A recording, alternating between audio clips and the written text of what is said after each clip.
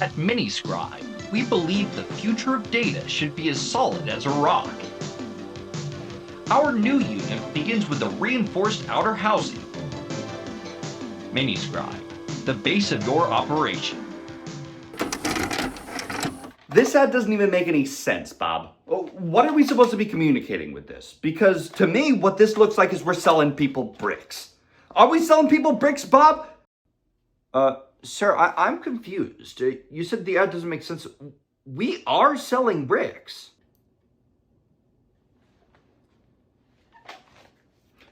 What? Welcome to the 80s. We are in a brand new decade, which means that we have brand new technology, such as the IBM System 38. With it, you can support dozens of users and print things very loudly. Before you ask, no, you cannot see an image. No, you cannot visit the internet. No, you cannot run Doom. This is the very best that money can buy at $250,000 per unit, which comes out to roughly $1 million today, which means that you absolutely should not buy this, and you will be mocked relentlessly if you do buy it. But on the plus side, the world does not yet know the horrors of either email or League of Legends. But in fact, there were use cases for these abominations that were 5 washing machines long, and so they did in fact make them. A little known secret about computers, there's like things inside of them. And one of these things is called a disk drive. It's the thing that you save other things onto. What's your favorite Honus Wagner part? I think mine's gotta be his right arm.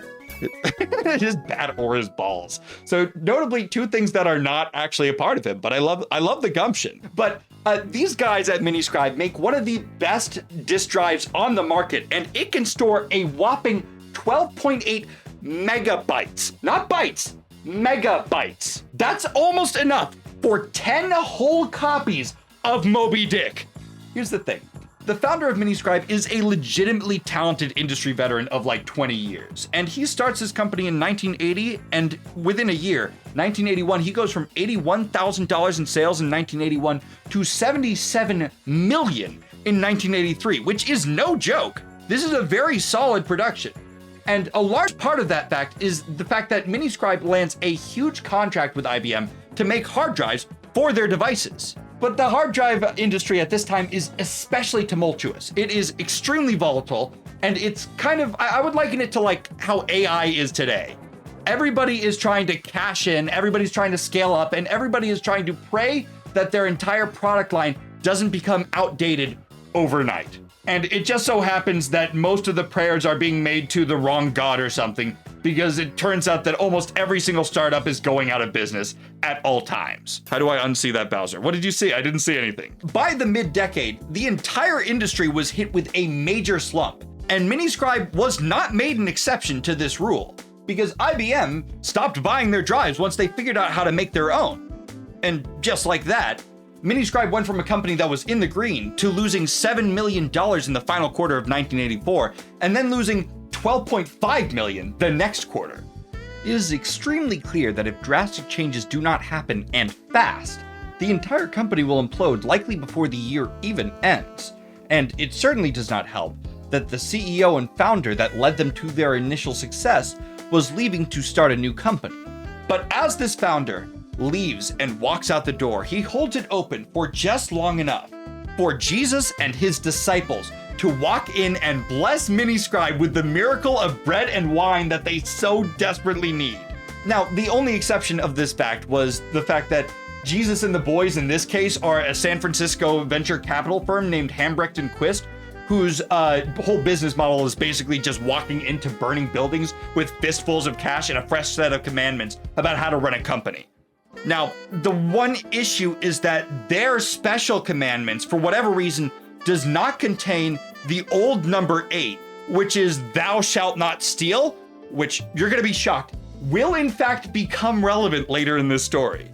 Hey, don't make fun of my ears. Barack Obama had large ears, that's fine. Regardless, H&Q ends up showing up with $20 million and one of their best men to put on the job, and his name is Quentin T. Wiles, QT Wiles. And boy was he ever a cutie, because he looked like this. You can say it. You would.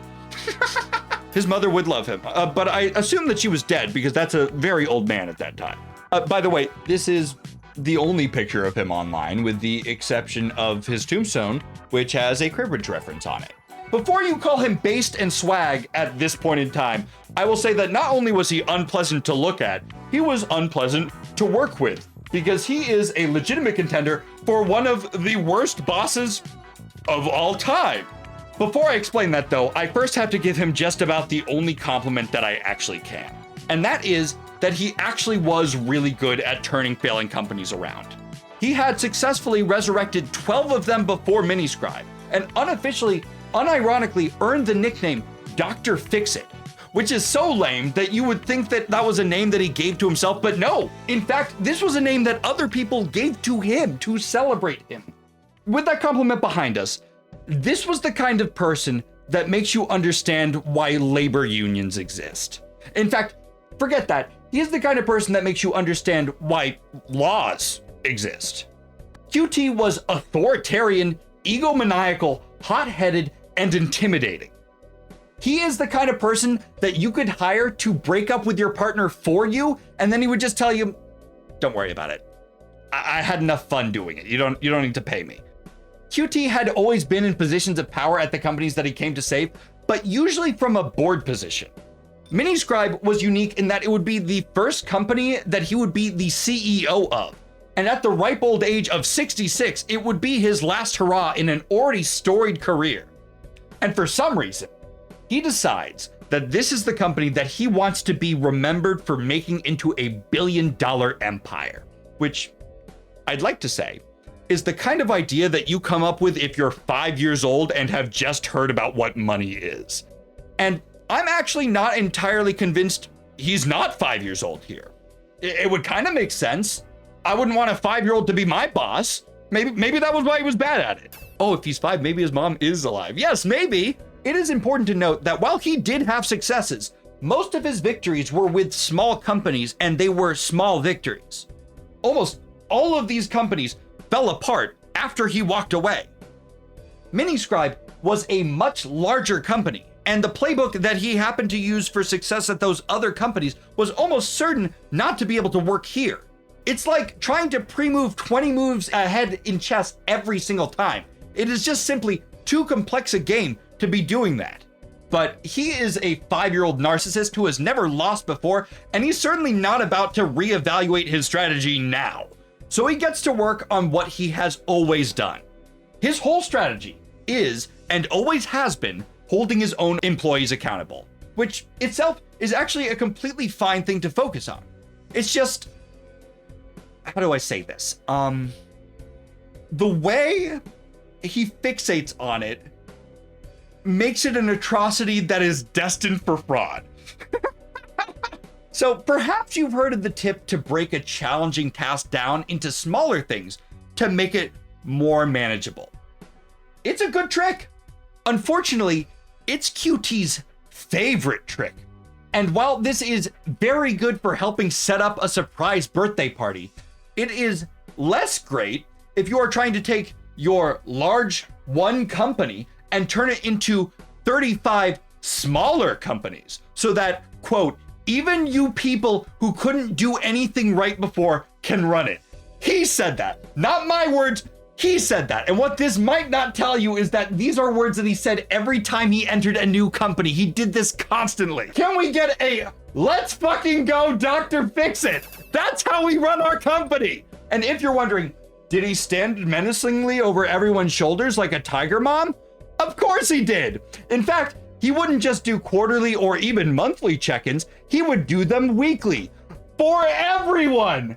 For everyone. This not only let everybody know that he had no faith in them, but it also made it so that he would be able to humiliate them as soon as possible if they weren't meeting his arbitrary numbers. And when I say humiliate, I mean doing the equivalent of standing up at a family reunion, holding your child's picture in the air and saying, "This is not fridge worthy." That's a leader I could follow. I'm glad that you have someone to stand behind. Oh, you know what the craziest part is? I didn't even put this in the slide deck. Here's another thing about this guy. He never showed up to work.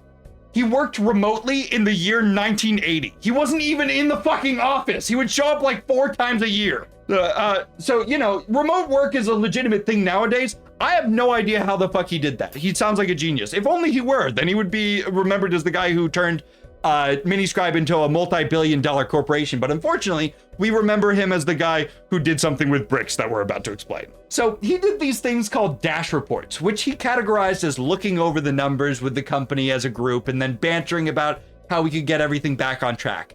And his employees categorized as being similar to Viet Cong. So 50-50 on what that was more like. One time he had 2 of his employees stand up in front of everybody. I could already end this sentence right here, not tell you the punchline, and you already know it ends terribly. That's enough for you to know that's where the sentence needs to stop. One time he had 2 of his employees stand up in front of everybody for the purpose of firing them, and then turned to everybody else and said, "That's just to show everybody that I'm in control of the company." Those were his words. So to recap, his playbook is to make everybody personally accountable for unachievable numbers that were previously failing before he stepped in, separate everybody so that there was no confusion that they were the ones perceived at fault while keeping them in a bubble, and then make them terrified of underperforming by risk of humiliation. And also, I didn't even mention this one yet, bonuses of up to 100% of a manager's salary were tied directly to operating results. Can you believe that this company commit fraud? You can? In fact, fraud started immediately. Hi, sweetie. Did I wake you? My videos are ad-free. I have nothing to sell you except for the subscribe button. Consider pressing it. Because the first year that QT was around Miniscribe, he had already overstated how much money they had in their piggy bank, so that if times ever happened to get tough, they could pretend that they spent the non-existent money that they made up in their piggy bank instead of the money that they just had come in the door, so that it looks like they're retaining more of their profits. And in fact, it turns out QT was actually dumb on several fronts because his legitimate business prowess was also just straight up bad. There's this thing in econ known as marginal analysis, and I'm going to explain it as simply as it can be. Let's imagine that you are going to start a restaurant where the gimmick is that all of the food is pre-made. It's all ready to eat. And you make 2 things. You make pizzas and you sell them for 20, and you make T-bone steaks and sell them for 70. And if you're 5 years old, what you're gonna do is you're gonna say, why don't we just make 1 billion T-bone steaks? That's a great audio clip right there. I wouldn't eat there. That sounds awful and gross. Okay, so look, we're having fun with explaining things right now, Demo. We're gonna work on this. We're gonna work through this. I'm gonna need you to stick with me on this. So if you're 5, you say, let's make 1 billion T-bone steaks. But then people are gonna come into your restaurant and say, you know, I really do like steak, but it's kind of a lot for me to spend 70. I can justify spending $20 a lot better. And then you're financially ruined because it's your job as a business to identify how much of each thing you should be making so that you maximize your profits. QT Wiles said, let's make 1 billion T-bone steak drives because he's 5 years old. They were selling plenty of the $400 ones. They were selling much less of the $1,700 ones. And he said, let's focus on the $1,700 ones. And then nobody bought them. I wouldn't eat 1 billion T-bone steaks. There are a lot of things you seem to be struggling with in this analogy here. Serve them a steak, maybe they have social anxiety and won't say anything. That's a really good idea. It's stuff like this that makes it no surprise that the company had all of the wheels fall off very quickly, which is especially remarkable because this company was less like a car and more like a horse. In 1986, while doing inventory, it's realized that there was approximately $4.5 million less in inventory than they thought they had. Where it went is unknown. An invisible friend ate it, they put it in a time capsule, it doesn't matter, it is gone. And there's actually a word for this in business. Bad! Especially bad for a company that was looking to report $22 million in profits. That's 20% of their profits gone. And so several high-ranking employees met up to attempt to resolve this through legitimate means. And they're now 6 years old because a year has passed. And so they start to actually come up with some pretty good ideas. One of them says, let's start a lemonade stand. No, we don't have any lemons. What about lawn care? No, my dad won't let me run the lawnmower unless I sit on his lap. And with, unfortunately, these two ideas being unfeasible, they were all out of ethical solutions. And so they did the next best thing. Fraud! A lot of fraud! And since it's a smaller company, they can't do all the fraud in one place because then it would be too noticeable. They have to do lots and lots of different fraud.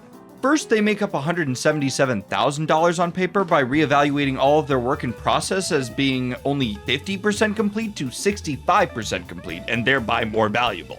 And you know what? Actually, this one, if they just did this, they probably could in fact get away with it. Because it's kind of arbitrary by default how much something that's incomplete is actually worth, right? You could just get away with this. What isn't arbitrary, however, is the fact that the cost of freight shipping and overhead did not suddenly cost $3.2 million more than it was previously calculated to be.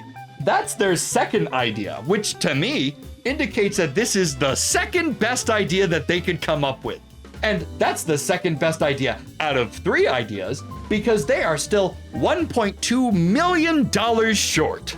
Their final and their worst idea is to simply invent the rest by listing non-existent inventory. Which you might note, okay, that's kind of unremarkable as far as fraud goes. Like this happens fairly frequently in some capacity, whatever. Until I tell you that their inventory had already been cataloged for the year by their in-house accountants.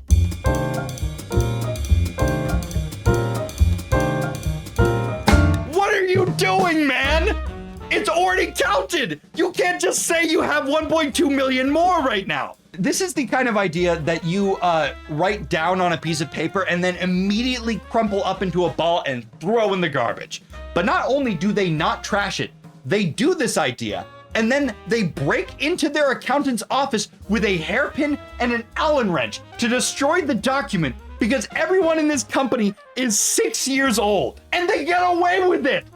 There's no 2-factor authentication in 1986. There's a lockbox, which they opened and then destroyed the document. And so they got away with it. What if we use a paperclip and wrench and rubber band and just MacGyver the inventory? So did you write that before I said it out loud? I think you did. Did you just come up with their idea before them? Bishop Stars is also 6 years old, and we love that about him. For some reason, even then, their accounting firm, Coopers and Lybrand, is for some reason like, hey, these numbers feel $1.5 million high, which I have no idea why this is. 1.5 is a number that belongs nowhere else in this story, but credit to them, they did notice that these numbers seemed somewhat bastardized early. But fortunately for Miniscribe had studied the 6-year-old's playbook, page 42, where it says that if you are the first one to tattle to your mommy, your version of the story is the truth. And so while the firm is trying to get Miniscribe to accept the lower and what they believe is more honest profit number, QT's company announces to the world that they hit the bigger number that they like better before the accountants announce their findings. If you're not familiar, this is not how it ever works. Ever. The accountants account. They're the ones who say the number first. And now Miniscribe has screwed themselves because the accountant firm is going to humiliate them when they get publicly corrected. I told you that this slide deck is 200 slides long. For some reason, they don't get called out. The accounting firm is just like, drat, spoiled again. And they're like, we don't want to lose one of our bigger clients. It's like a character in a movie where the side character is like, heh, you owe me one. But they owe them nothing and in fact just end up catching $130 million loss because they get sued for aiding and abetting because, fun fact, that's also a crime. Regardless, the end of 1986 comes and goes with Dr. Fix's beautiful company avoiding narrow doom by drawing on the walls of the business with marker to decorate. Do you know what they haven't done? Gotten rid of the mold growing inside of their walls. I hope it doesn't surprise you to learn that $4.5 million of missing inventory the previous year turns into $15 million of missing inventory the next year. Uh-oh! You turned a horrifying 7-digit number into a horrifying 8-digit number. And now we're getting to the point where a company of this size can no longer hide the level of rot that needs to be hidden. But no, says Dr. Fix-It heroically because now he's playing superheroes. I will fix it! Because you see, Miniscribe had just recently sold $97.5 million of bonds. And bonds are where you sell debt and then pay it back with interest. And if you tell the people that you just sold it to that $15 million of it is suddenly missing, then they legally, and this is true, legally get to kill you with a trebuchet. QT cooks up an idea. We already did fraud. We can't do fraud again. What if we did super fraud? And so he gets 7 actually. Oh, fuck. He gets like 7 of his best henchmen in on this idea, which, by the way, a crazy high number of people to have on the inside of a fraud scam. And he gets to work on doing super fraud. He starts by just simply overstating revenue by a cool $9.6 million. Whatever, boring, anyone can do that.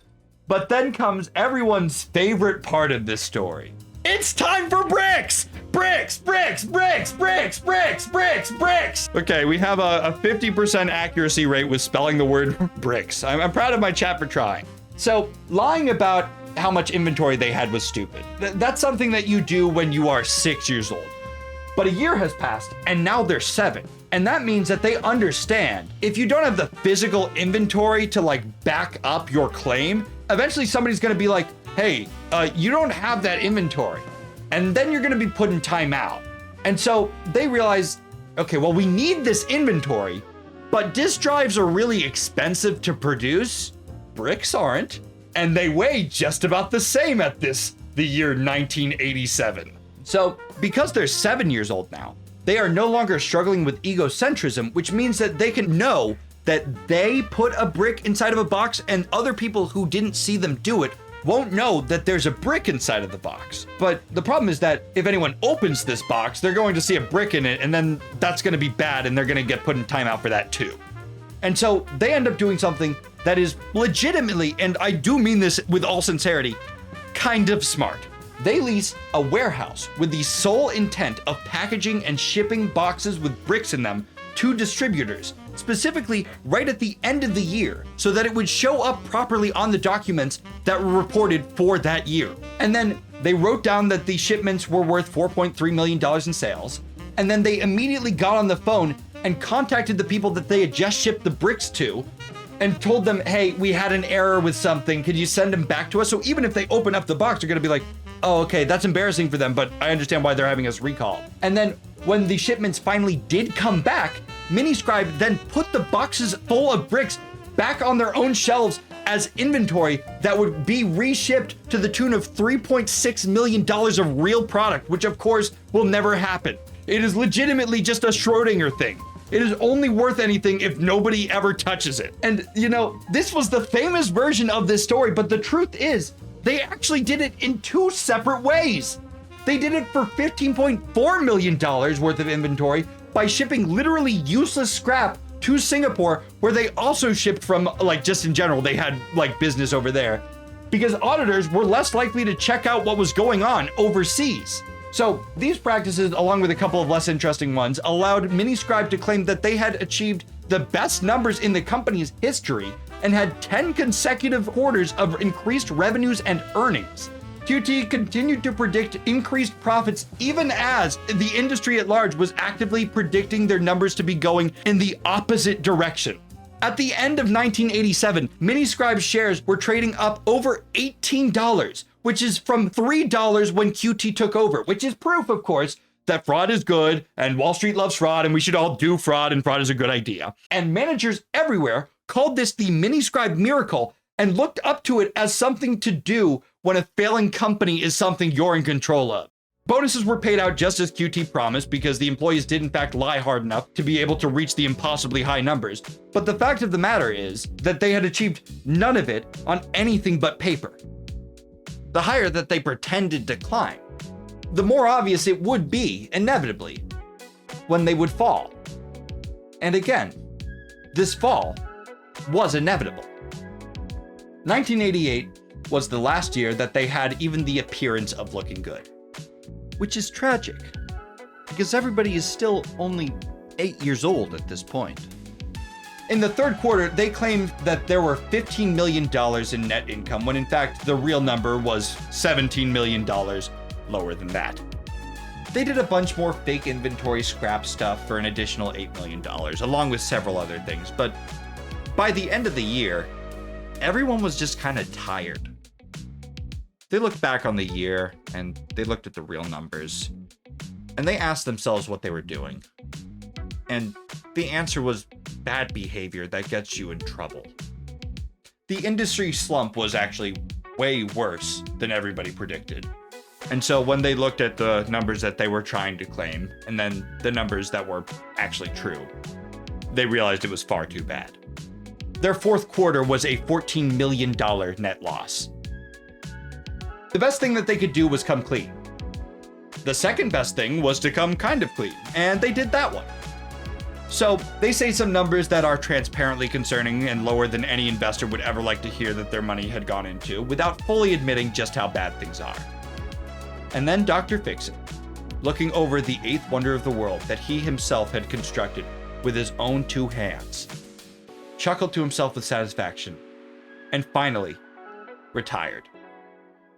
And then the stock price crashes to $4, basically where it was 4 years ago when he was 5 years old, because he was the CEO, and this is basically transparently saying, this isn't getting any better, which is in fact true. Mishar Oshii, he graduated. He did graduate. Another dude steps in. He's like, okay, we're going to take things seriously. We're going to be very earnest and out in the open, and we're going to tell you the real numbers, and we're going to get things right.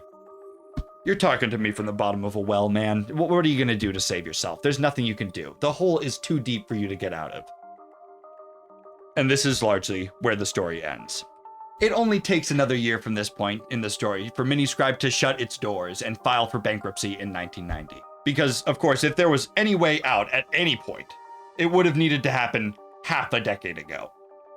The useful pieces of the company were sold off to their once competitor Maxter in a $46 million cash and stock deal, which, notably, was $114 million less than what they had originally sought to sell for in order to retire the company's secured debt. Poor QT was reportedly very traumatized by the consequences of the fraud that he had committed. But for creating a company that destroyed portfolios, trust in the hard drive industry, and indirectly proved somewhat responsible for the consolidation of even other hard drive manufacturers, he got off extremely light. Though Dr. Fix-It was convicted of fraud over the Cook numbers, his sentence was only 3 years in federal prison and a $60,000 fine. Usually I try to find some sort of moral to leave my viewers with as something to take away from each story that I tell. But as hard as I tried, I really don't think that there is one. Almost to the point where I feel like if you try to find a moral in this story, you're missing the forest for the trees. Sometimes you just listen to a story for the sake of listening to a story. And then you forget most of it. You remember that there might be something about shipping bricks, but when you forget and need it to be retold, I'll be right here to retell it to you. But a piece of advice for the young who may or may not be listening. Go outside. Color in your coloring book. Make macaroni art. Make a Lego spaceship.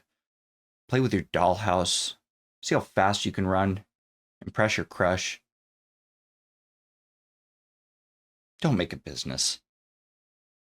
That's the kind of activity that you do once you hit the double digits. Thank you so much for watching this episode of Meowkit Mayhem. It took 200 hours for me to make this and was a 200 slide presentation. And I don't have ads on this channel, so if you want more ad-free content, I have an entire backlog of videos that you can watch, as well as many videos coming up. So press the subscribe, press the like, comment. You've been watching YouTube for a decade, possibly even two. You know what to do and where to do it. I appreciate you. My piece of advice for this video is, if you find that your eyes hurt a lot, it's not unlikely because you are in a room constantly where the computer is significantly, and I do mean significantly brighter than the room itself is, and that puts a strain on your eyes. Whether you do anything with that is your choice. Maybe you just like the dark. I can't help you there. But that's something to consider. All right. Peace.